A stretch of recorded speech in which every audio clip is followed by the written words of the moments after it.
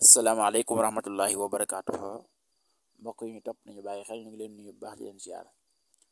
ñoo ngi leen di fàttali nag xam-xam bu am solo di xam-xamu mag ñi muy loo xam ni ku ko bàyyi xel ku ne mën ngaa jëriñ waaye ku ko négliger ku ne mën ngaa lool muy weer wi ñuy wax maamu koor te muy jumaale sane ci weeru arab am na juróomi fan yoo xam ne wala juróomi guddi yoo xam ne dañuy wattandiko booloo ca mag ñi daan wax daan nañ digal nit ñi ñuy wattandiko booloo ca ndax booloo ca mën naa sabab gàttuk fan juróomi guddi yooyu nag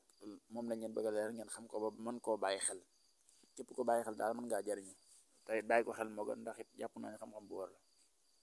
waaw léegi nag muy guddik ñetteelu fan bi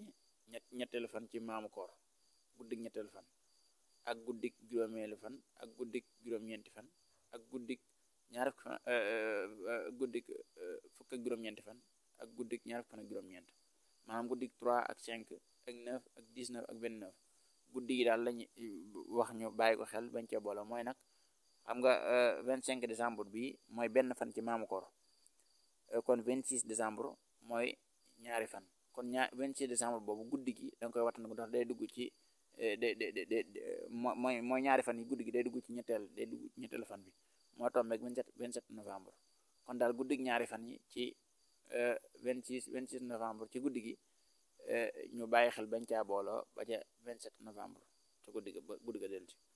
ni ki noonu itam 5e jour bi mooy tolloog 29 kon guddi 28 décembre dañ ci wattandiku booloo ci ba jàpp 29 ba ñetteelu fan bi itam mooy juróom-ñeenti fan yi muy 9 mooy tombeek 2 janvier kon nag benn fanu janvier muy 1er janvier ci guddi gi nañ wattandi ko booloo ca ba jàpp 2 janvier ni ko noonu itam guddi fukk ak juróom-ñeent bi tam mooy 19e jour bi guddi googu mooy tombee ak 12 janvier kon nag 11 janvier ci guddi gi dañuy wattandi ko booloo ci jàpp 12 janvier ni ki noonu itam guddi ñaar fukk ak juróom-ñeenti fan yi mooy tombeek 22 janvier 22 janvier nag kon 21 janvier ci guddi gi dañuy wattandi ko booloo ci jàpp 22 janvier 21 janvier ci guddi gi kon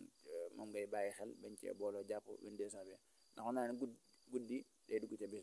bis boo wayente ba guddi ga ñëw rek day dugg ca bis bi su booba waaw kon ñu bàyyi ko xel baax lu am solo la kon mbokk yi yëpp ñu bàyyi ko xel ku ko jot ko ne nga jàllale ko sa morom bu ko defee mu xam ko mën ko bàyyi xel jërë ngeen jëf asalaamaaleykum wa rahmatullahi wa barakaatu